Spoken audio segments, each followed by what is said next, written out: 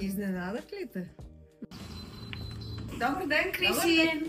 Искам да ми направиш от моите любими кадрици. Сега ще измием косичката и после ще ти направим процедура с оренда за възстановяване на косичката, за специалната преставка.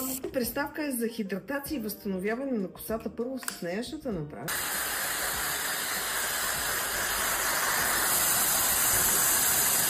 И след това ще направим прекрасните кадрици, които ти обожаваш. Винаги първо си правете отзад кичурите и вървете напред към лицето, защото първо да си направите отпред хубав кичура и след това да го разгрошите с задния кичур, като започнете да си това.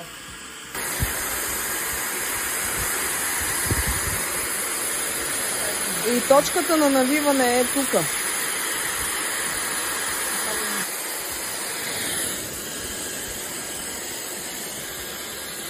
И трябва е така да остане за малко да изтини в този вариант. И после вече може да ареш колко искаш. Моя! С банна струя заглаждаме съвсем внимателно само горния пласт от косата с корена около 4-5 пръста, за да не изправим надолу кадрицата, а тук да са по-загладени и по-лъскави косовичета. И сега с стилизиращ продукт погалвате и разресвате косата с пръсти. Ако искате да са ви по-подредени вълните, може и с гребен да се разрешат.